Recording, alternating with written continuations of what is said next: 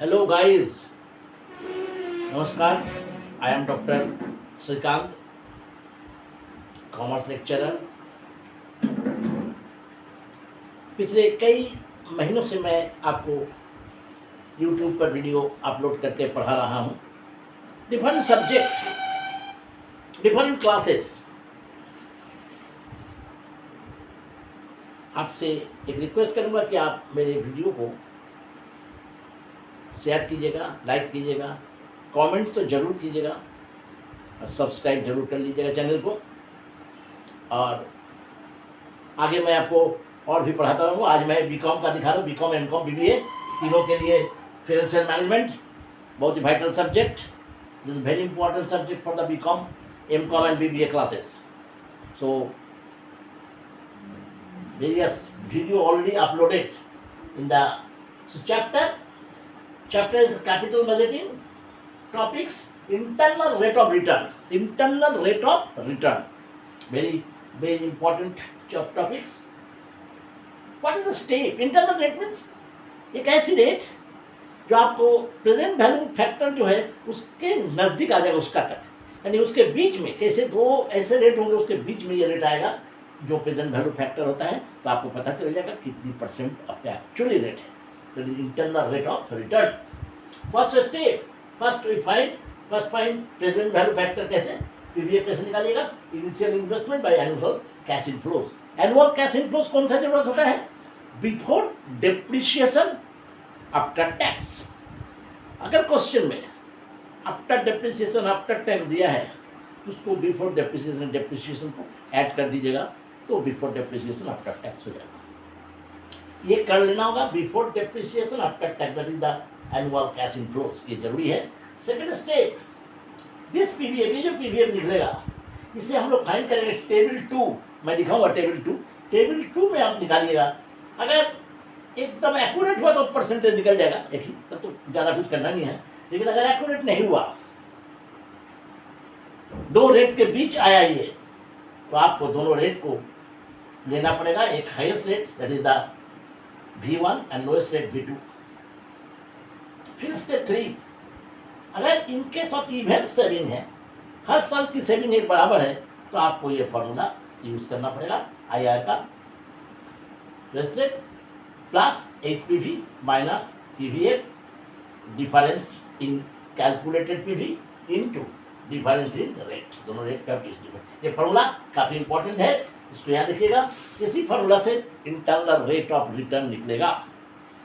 जितने भी इसमें है क्वेश्चन, उसमें से यही एक तो थोड़ी सी टफ है. अदरवाइज कैपिटल बजट में सबसे इजी पेबैक है.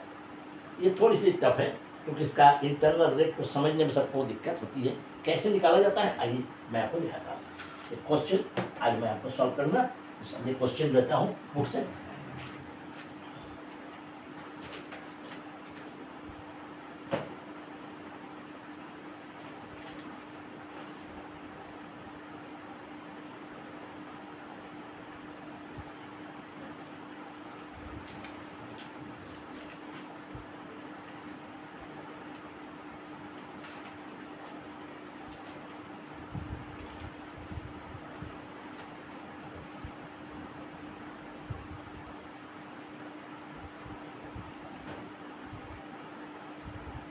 देखिए, इस क्वेश्चन में देखता हूँ, ज़्यादा ध्यान से देखिए.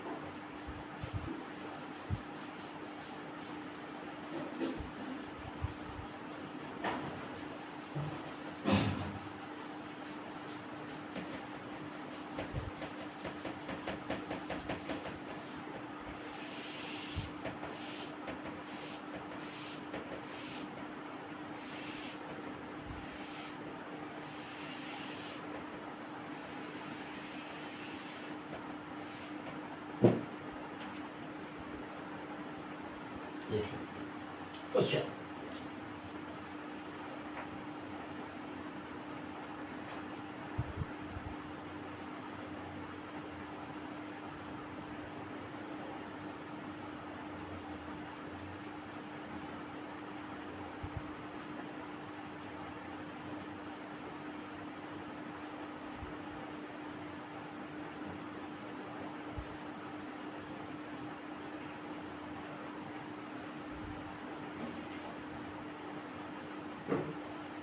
A Limited needs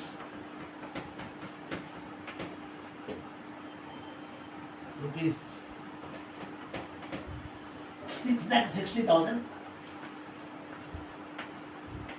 rupees 6,60,000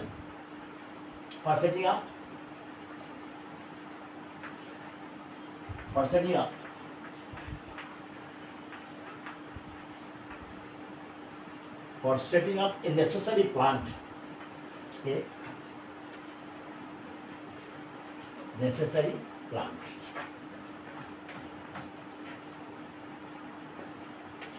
A necessary plant. A necessary plant.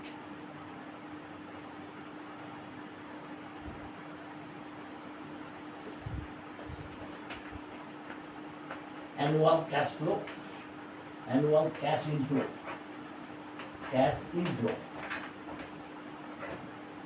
annual cash inflow 1,29,350.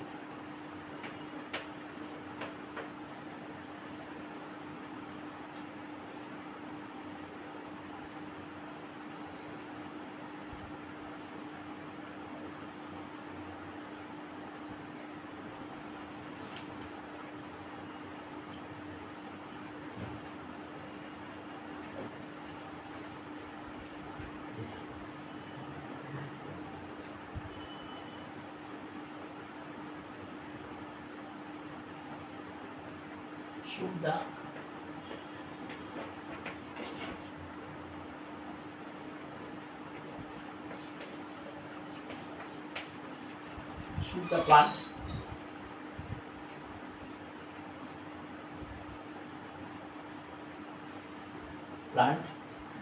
requested to approved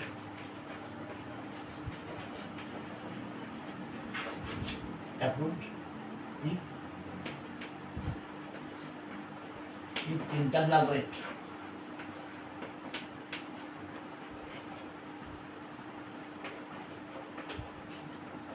of return, internal rate of return exceed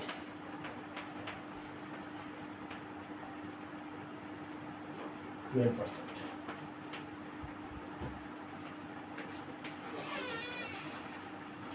Suppose your answer.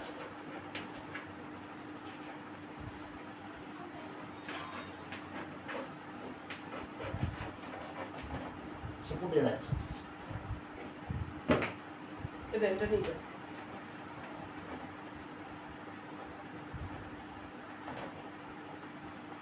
Suppose your answer. This is the question. Now, solution.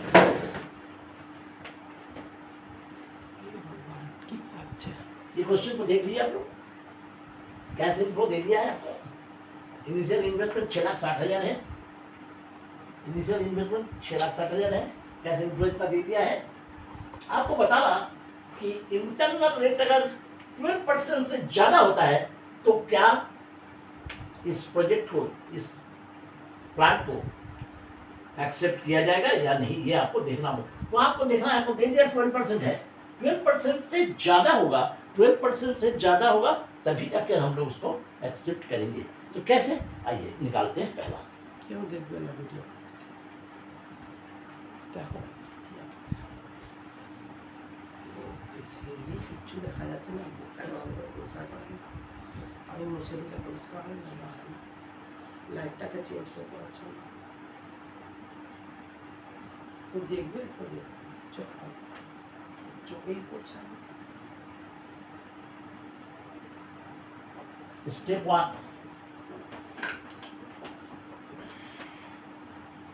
हम लोग पहले present value factor निकालेंगे, PVF formula दिखा दिए थे, अभी आपको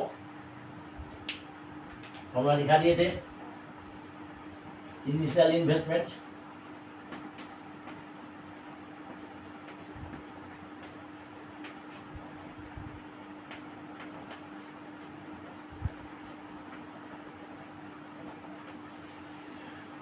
Initial investment by annual cash inflow.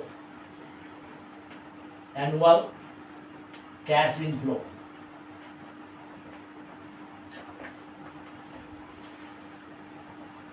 Initial investment 6,60,000. It is given in the question. And annual cash inflow also given 1,29,350. 1,29,350. 1,29,350. अब इसको आप लोग डिवाइड करेंगे.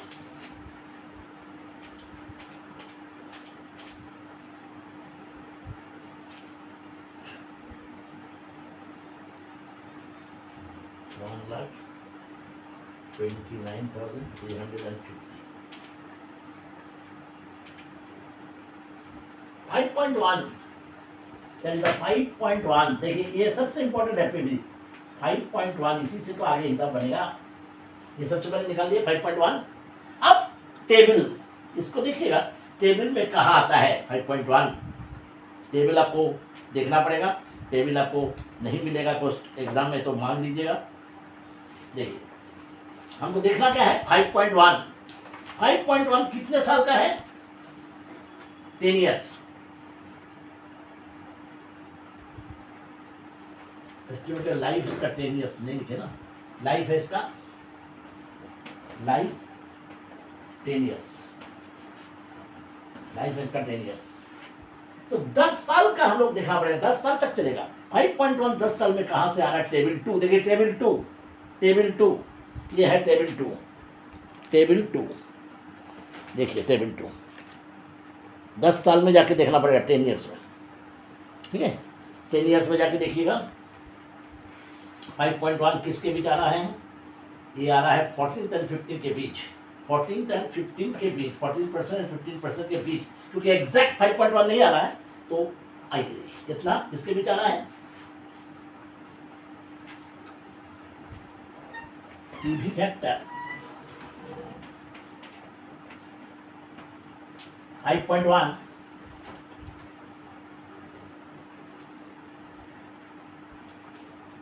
not exact.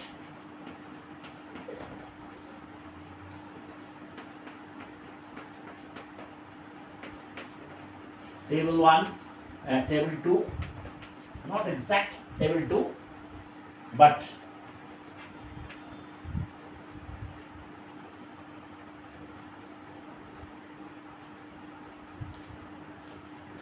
so lesser and higher rate should be taken.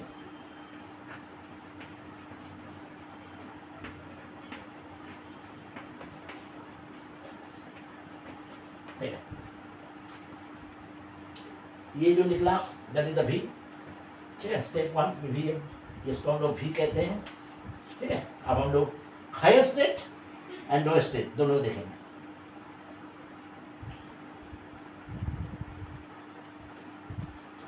Rate 1 is the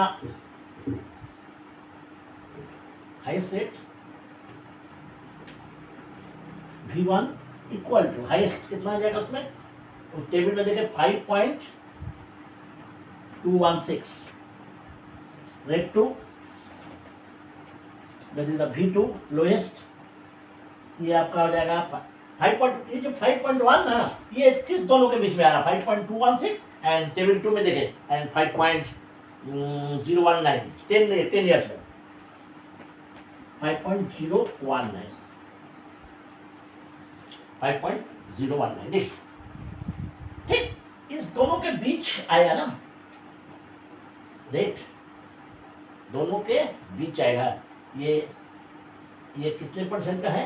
ये सीधा ये आपका है. हम लोग देखें रेट किस में देखें 14% में देखें. ये आपका है 15%. ठीक है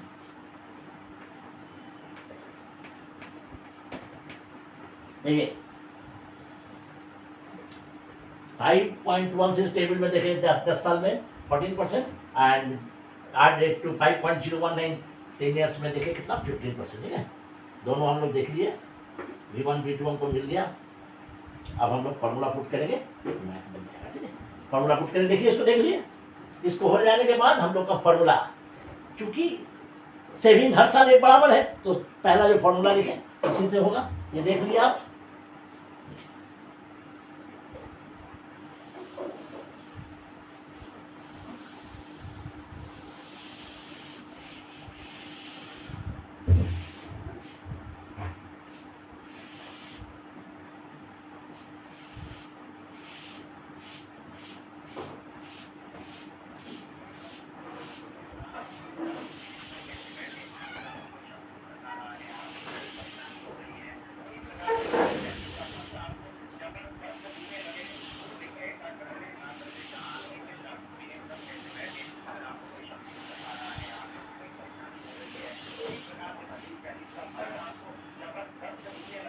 देखिए अब हम लोग पुट करेंगे, चूंकि इवन है, even saving,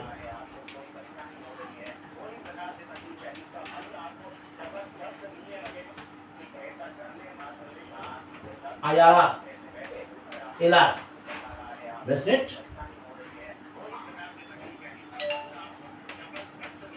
V1, V2, V1 V2 नहीं बोले, V1 V बोले थे ना, PV, V1 V, आप इसमें हो जाएगा V1 V2,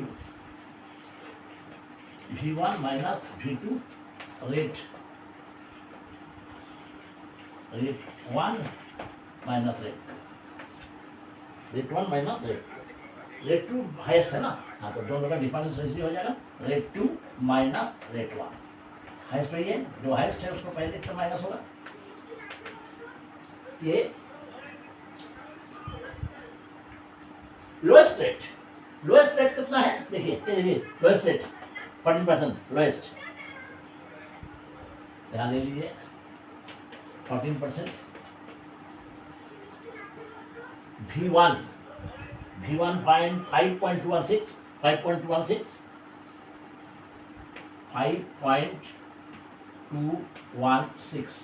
माइनस पीवी कितना आएगा 5.1, ये देखिए जिसको हम लोग भी कहते हैं, भी पीवी जो हम लोग इस फॉर्मूले से निकालते हैं 5.1, उसके बाद इजी हो जाएगा। V1 V2 देखिए V1 कितना है 5.216 minus 5.019 and that both rate R2 minus R1, rate 2 is the 15, rate 1 is the 14, हो गया।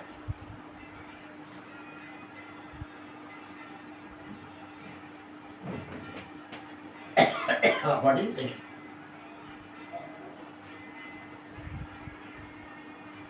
माइनस कीजिए 6 1 1 0, ठीक है।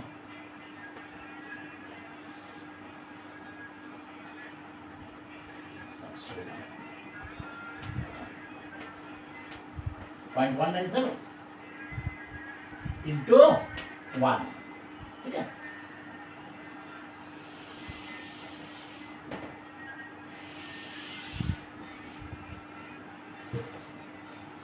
इसको मल्टीप्लाई करते हैं, इसको अलग रखिए इसके साथ,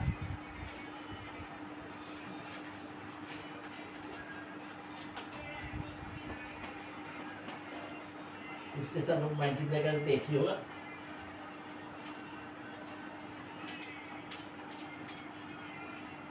1/6 divided by 0.116 divided by 0.197,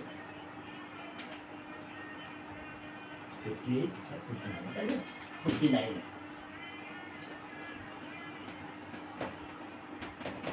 14.59%। Internal rate यही है एक्चुअल रेट, जिससे कि हमें प्राप्त हो जाएगा 6,60,000 इस रेट से, ठीक है, 10 साल में, ठीक है 59%।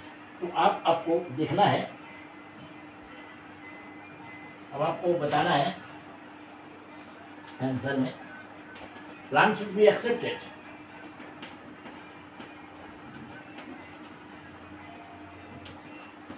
Plan should be accepted.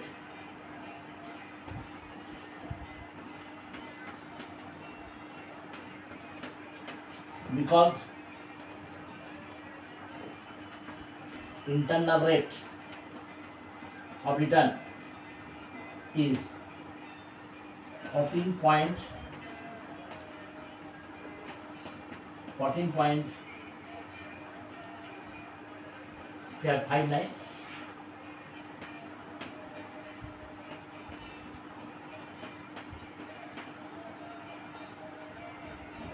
more than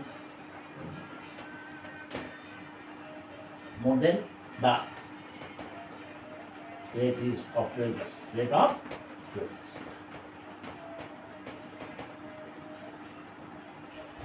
12% ऐसे हम लोग उसका एक्सेप्ट करेंगे.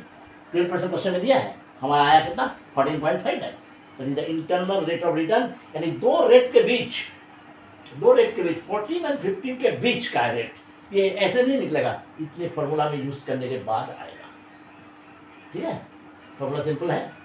V1 lowest rate, V1 highest present value minus present value जो खाली प्रेजेंट वैल्यू है, फिर दोनों के बीच का डिफरेंस और दोनों रेट का बीच डिफरेंस. बस हो गया, कुछ नहीं करना है.